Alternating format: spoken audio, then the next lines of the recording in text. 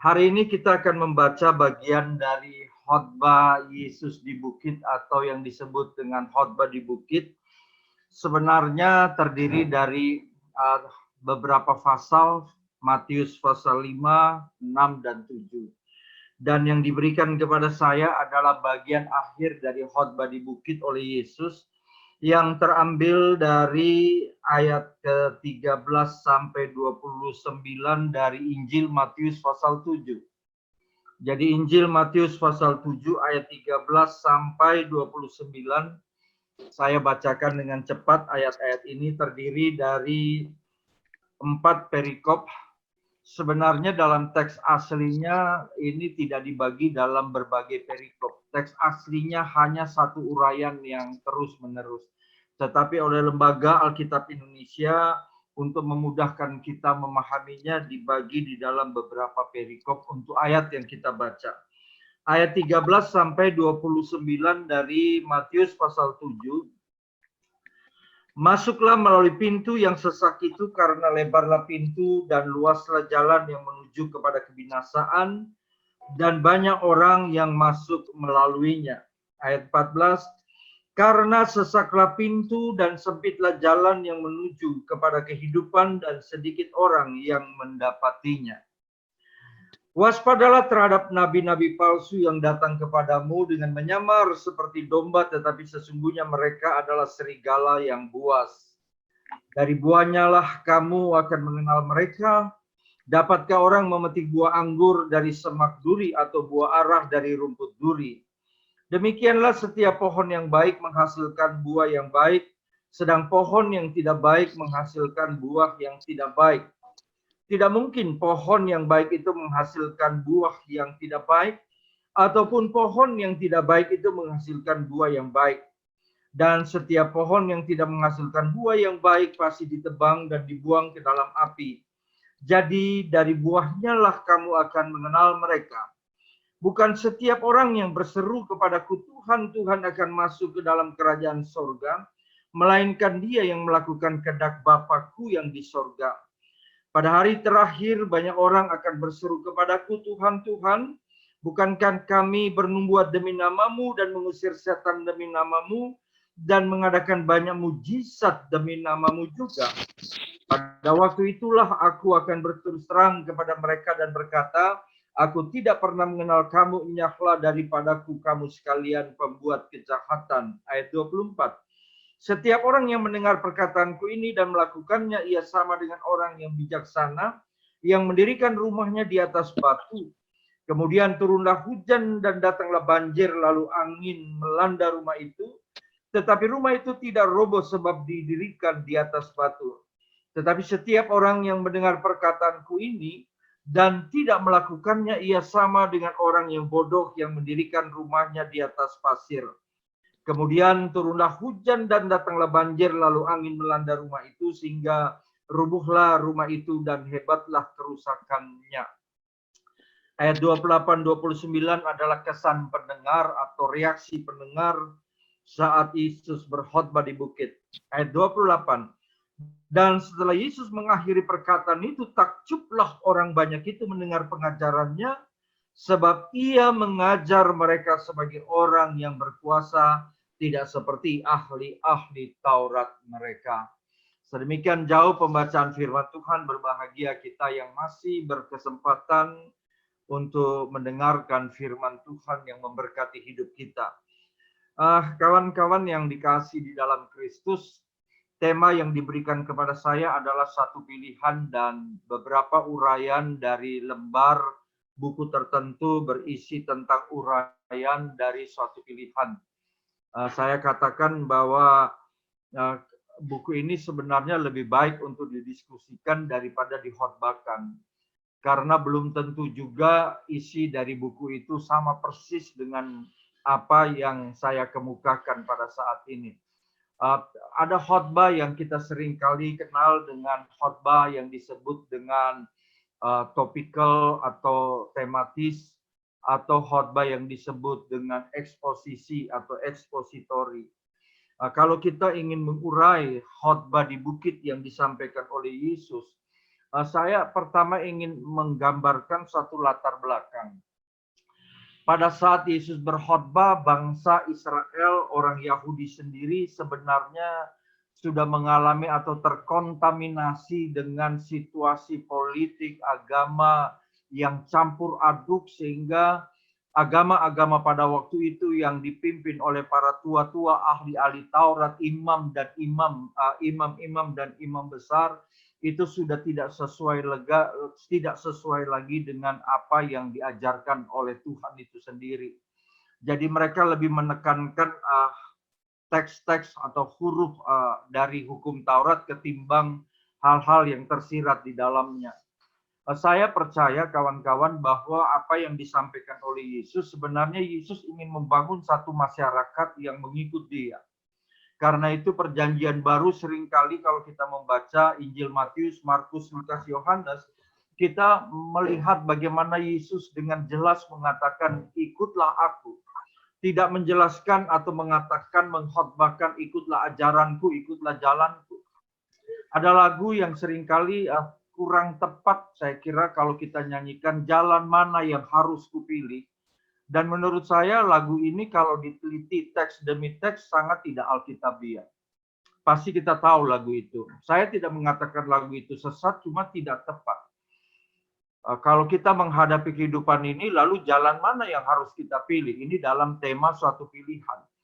Saya percaya kawan-kawan bahwa hidup di dalam Yesus berarti kita hidup secara special revelation. Kita ada di dalam jalannya.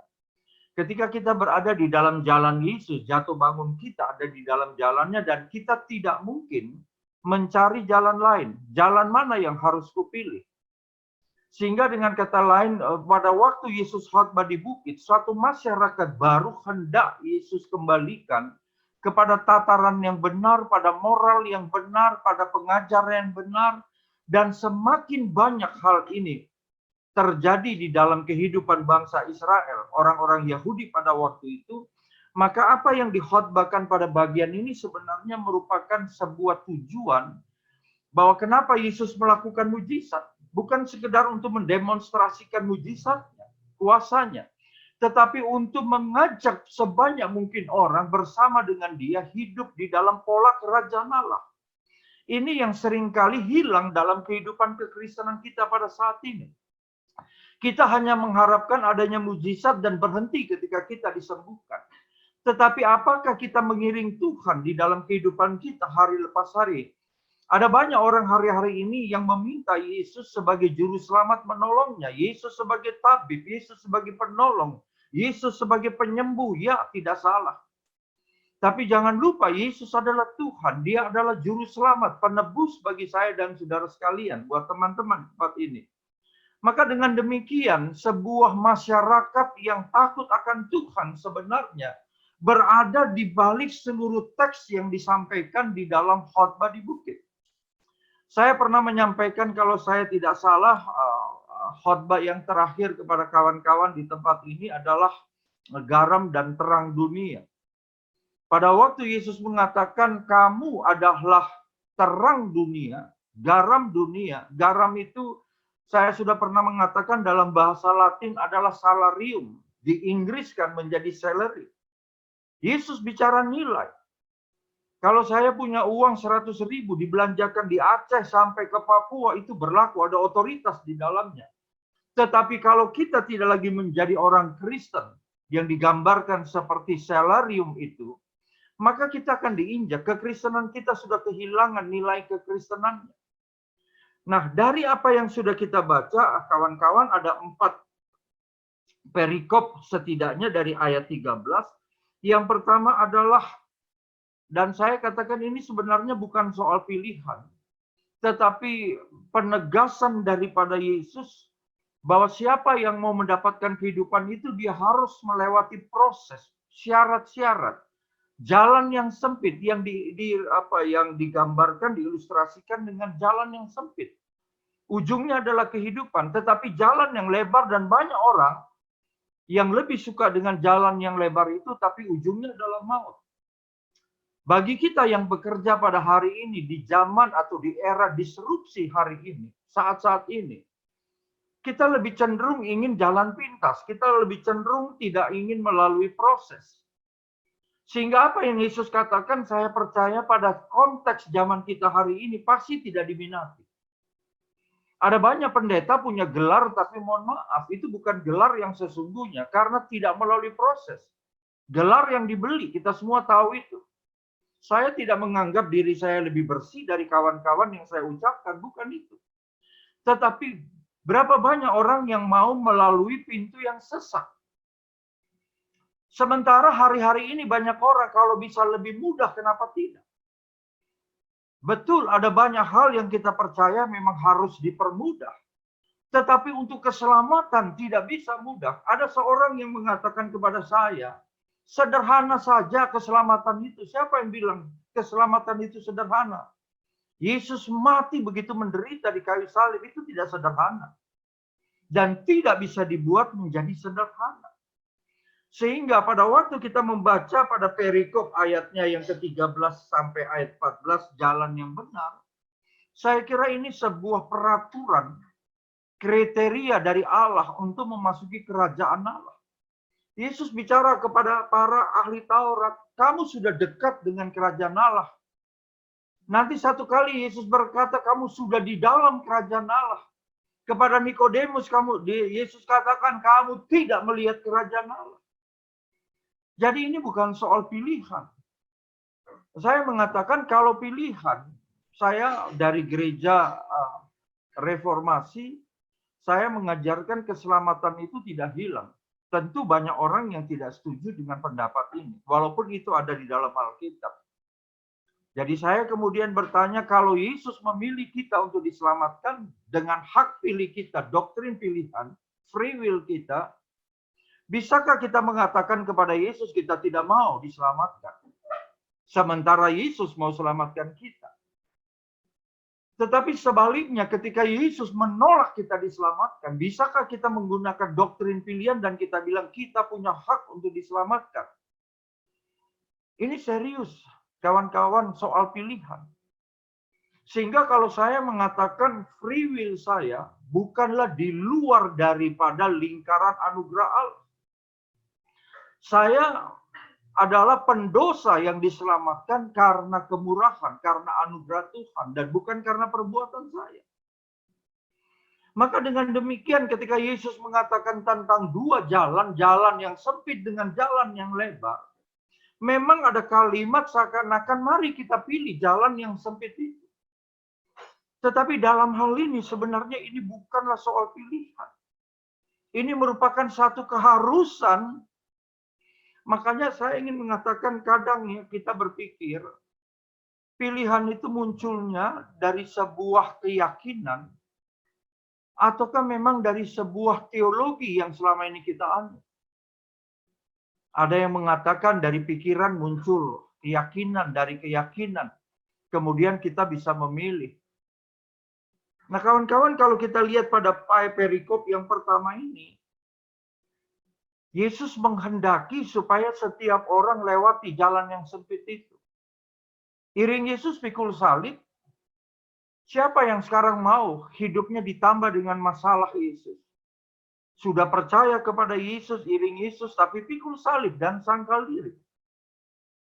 Di saat, di era di mana hedonistik begitu merajalela pada hari-hari ini, coba kita lihat anak-anak kita, semoga tadi cucu dari Ibu Wilma atau kawan saya Wilma dengan Jimmy, dari kecil kita tidak mengajarkan anak-anak kita untuk individualistik dengan misalnya memberikan gadget dari sejak masa kecil.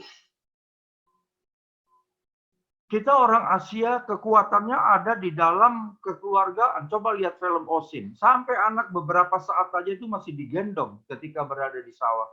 Di dunia barat itu tidak seperti itu.